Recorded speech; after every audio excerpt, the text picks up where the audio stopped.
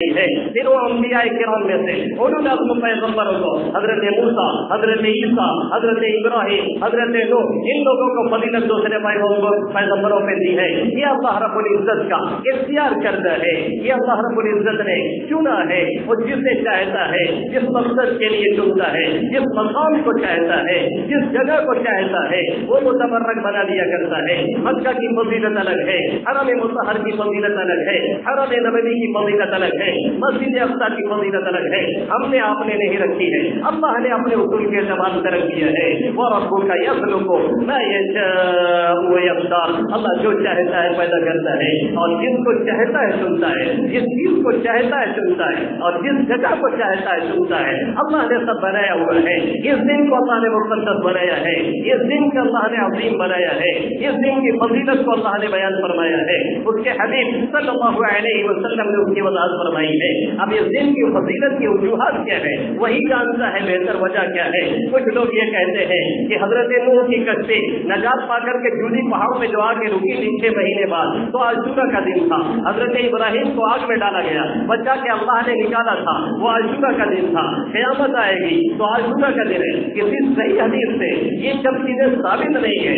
ایک واقعہ جو مدنی صلی اللہ علیہ وسلم خود جب مدینہ تشریف لائے، آپ عاشورہ کے دن آپ نے دیکھا کہ یہود روزہ رکھتے ہیں تو آپ نے ان سے سوال کیا، ان سے یہ بات پوچھوائی کہ تم لوگ روزہ کیوں رکھتے ہو؟ تو ان لوگوں نے یہ کہا کہ اس دن حضرت موسیٰ کو اللہ رب العزت نے فرعون اور اس کے فرعونیوں سے نجات دلائی تھی. اللہ رب العزت نے نجات عطا فرمائی تھی. انہوں نے کہا هذا يوم صالح هذا يوم نجى الله بني اسرائيل من عدوهم. یہ اچھا دن ہے، یہ ایک نیک دن ہے، یہ ایک بہتر دن ہے. اور اسی دن میں اللہ رب العزت نے بنی اسرائیل کو یعنی حضرت موسیٰ اور ان کے متبعین کو فرعون سے اور فرعونیوں سے نجات دلائی تھی اور دریا پار کرا دیا تھا.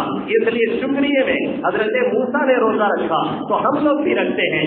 مدنی صلی اللہ علیہ وسلم نے فرمایا نحن احق بموسیٰ منکم، ہم حضرت موسیٰ کے اتباع کے تم سے زیادہ حقدار بنتے ہیں. جس کا نقشہ اللہ رب العزت نے قرآن مقدس میں ایک جگہ نہیں 4-5 جگہوں سے کھینچا ہے، کئی تفصیل کے ساتھ اور کئی مختصر انداز میں. اللہ فرماتا ہے وَأَرْسَلَ فِرْعَوْنُ فِي الْمَدَائِنِ، اللہ فرماتا ہے ہم نے حضرت موسیٰ کو حکم دیا أَنْ أَسْرِ بِعِبَادِي لَيْلًا إِنَّكُمْ مُتَّبَعُونَ. دیکھو اپنے پیروکاروں کو، ہمارے بندوں کو، اپنے متبعین کو جو تمہارے اوپر ایمان لا چکے ہیں، راتوں رات اسے لے کر کے نکل جاؤ، سب یہاں سے باہر بھاگ جاؤ. یہ فرعونیوں کا ظلم بہت بڑھ چکا ہے، ظلم حد سے آگے جا رہا ہے. اور جب ظلم حد سے آگے جانے لگے تب مظلوموں کو یقین کر لینا چاہیے کہ اب کوئی موسیٰ آنے والا ہے، اب حالات پلٹنے والے ہیں، اب کروٹ لینے والے ہیں، اب بدلاؤ آنے والا ہے.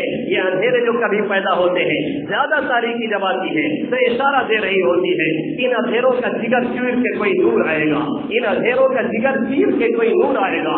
تم ہو فرعون تو موسیٰ ضرور آئے گا. یہ صورت حال بتا رہی ہے انشاءاللہ تعالی ہمارے حق میں کوئی انقلاب آنے والا ہے، ہم بھی انقلاب کا مسئلہ لوٹنے والے ہیں انشاءاللہ العزیز. تو اللہ نے فرمایا کہ سب لے کر کے سب کو باہر چلے جاؤ. وہاں سے لے کر کے نکلے، فرعونیوں کو پتہ چلا اور ان سے کہہ رکھا تھا ان لوگوں نے کہ ہم کو شادی میں جانا ہے، ہم کو بیاہ میں شرکت کرنی ہے، ہم لوگوں کو کچھ زیور وغیرہ چاہیے، اس لیے آپ لوگ 1.5 لوگ ہیں، اپنا زیور وغیرہ دے دیجیے تاکہ ہم لوگ اپنی شادی وغیرہ منا لیں.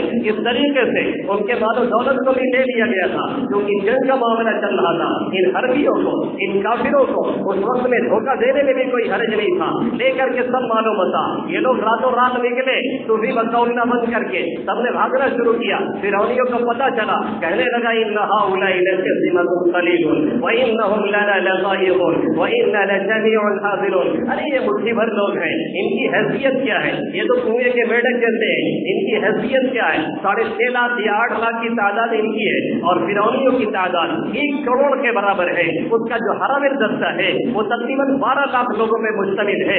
کہنے لگا نکلو اور پکڑ کر کے ان کا کام تمام کر دو. وَإِنَّهُمْ لَنَا لَغَائِظُونَ وَإِنَّا لَجَمِيعٌ حَاضِرُونَ. ہم لوگ ایک مسلح جماعت ہے، حملے سے لیس ہے اور ہماری تعداد بھی بہت زیادہ ہے. فَأَخْرَجْنَاهُمْ مِنْ جَنَّاتٍ وَعُيُونٍ وَكُنُوزٍ وَمَقَامٍ كَرِيمٍ كَذَلِكَ وَأَوْرَثْنَاهَا بَنِي إِسْرَائِيلَ. اللہ فرماتا ہے ہم نے ان کو باغات سے نکالا، ہم نے ان کو چشموں سے نکالا، ہم نے ان کو ان کے محل سے نکالا، ہم نے ان کو ان کے گھروں سے نکالا، ہم نے ان کو پرامن جگہوں घरों से निकाल करके बाहर किया, और कुछ खबर नहीं थी कि हमें फिर आना है कि नहीं आना है। निकल करके इन्होंने सरपट दौड़ा और दौड़ा करके पीछा किया। जाग के वक्त में आकर के पीछे से पहुंच गए। आगे दरिया कुलजुम है, पीछे लश्कर है, इधर लश्कर जर्रा, उधर बहर ज़फ़ार, उधर ठाटर मारता हुआ समंदर है, इधर जोश है, पूरे जोश के साथ फिरौनियों का लश्कर है कि हमारे मातहत लोग हमसे बगावत कैसे करके निकल रहे हैं। आ करके जब वहां पहुंचते हैं तो हजरत मूसा के हमराही बोलते हैं, इन्ना लमुदरकून, मूसा को हम पकड़े गए, अब हम गिरफ्तार किए गए, अब हमारे ऊपर मुसीबत आई। आगे दरिया है, जाए कहाँ, पीछे लश्कर है, भागे कहाँ वापस। हजरत मूसा ने पूरी कदमी के साथ और पूरे इस्तिक़लाल के साथ ये जवाब दिया, कल्ला इन्न माई रब्बी सयहदीन, हरगिज़ ऐसा नहीं हो सकता, मेरा रब मेरे साथ है, वो रास्ता देगा, उसने वादा किया है। अल्लाह ने रास्ता दिया। हजरत मूसा को हुक्म हुआ, अब दरिया पे लाठी मारो। हजरत मूसा ने लाठी मारी, वअवहयना इला मूसा अन यضرب بعصاك البحر फलफलका फकान कुल्लु फिरसिन कस्सौदिन अज़ीम। हजरत मूसा ने लाठी चलाई, दरिया फटा और हर एक टुकड़ा एक बड़े पहाड़ जैसे हुआ और 12 रास्ते बने। एक एक कबीला, जो 12 कबीला था, एक एक रास्ते से निकलना शुरू हुआ। फिरौन ने देखा कि मौका अच्छा है, आगे उसने अपना लश्कर खुदाया और जैसे ही सब उसमें पहुंचे, वअज़लफ़ना सब्बल आख़रीन वअनजयना मूसा वमन मअहु अजमईन सुम्मा अग़रक़ना आख़रीन। अल्लाह फरमा रहा है, बाद वालों को हमने करीब किया, ला करके उसमें घुसाया, अंदर उसमें दाखिल किया। हजरत मूसा और उनके मुत्तबीन को नजात दी और फिर फिरौनियों को डुबो करके मारा। जैसे हम और कभी कभी चूहे को पकड़ करके पानियों में फेंकते हैं तो कैसे हुच करता है, हमने और आपने देखा होगा, बचपन में ये तमाशा किया होगा। अल्लाह ने पानी में पहुंचाया और पहुंचा करके ऐसे ही डुबो करके एक एक को तड़पा करके मारा। और अल्लाह ने बतलाया, लम्हों में बिखर जाता है सदियों का तकब्बुर, लम्हों में बिखर जाता है सदियों का तकब्बुर। फिरौन की मूसा पे हुकूमत नहीं चलती। कभी भी ऐसे फिरौनियों की, ऐसे जबाबिरा की, ऐसे ज़लमा की, ऐसे तागूतों की, ऐसे शैतानों की कभी भी ज्यादा दिन हुकूमत नहीं चला करती है। इसलिए कि वहां बैठा हुआ सब कुछ देख रहा है, जिसकी ताकत सबसे बड़ी, जिसकी कुदरत सबसे बड़ी, जिसका पावर सबसे हाई, जो जब चाहता है और जहाँ चाहता है और जिस वक्त चाहता है और जिससे चाहता है और जो कार्रवाई करना चाहता है करके दिखाता है। कोई माई का लाल उसे रोक नहीं सकता, रोकना तो बड़ी दूर की बात है, उससे कोई पूछ भी नहीं सकता है। ला युसअलु अम्मा यफ़अल व हुम युसअलून। एक वाक़या है जिसकी वजह से हजरत मूसा ने शुक्राने में रोजा रखा तो यहूदियों ने भी रोजा रखना शुरू किया। हज़रत मदनी सल्लल्लाहु अलैहि वसल्लम ने फरमाया, हम हजरत मूसा के दादा हकदार बनते हैं, हम भी रोजा रखेंगे। आका ने रोजा रखा, सबको रोजा रखने का हुक्म दिया। अम्मी जान हजरत आयशा सिद्दीक़ा रज़ियल्लाहु ताला अन्हा फरमाती है कि हज़रत मदनी सल्लल्लाहु अलैहि वसल्लम इस रोजे को बराबर रखते थे, रोजों को रखने का हुक्म देते थे। फलम्मा फुरिज़ा रमज़ान, जब रमज़ान का महीने का रोजा फर्ज हुआ, तरक रसूलुल्लाह सल्लल्लाहु अलैहि वसल्लम यौम आशूरा, आपने आशूरे के रोजे को फिर छोड़ दिया, यानी फर्जियत उसकी खत्म हो गई। पहले ये रोजा फर्ज था, फिर फर्जियत इसकी खत्म हो गई, फिर ये रोजा आशूरा का रोजा फर्ज नहीं रहे।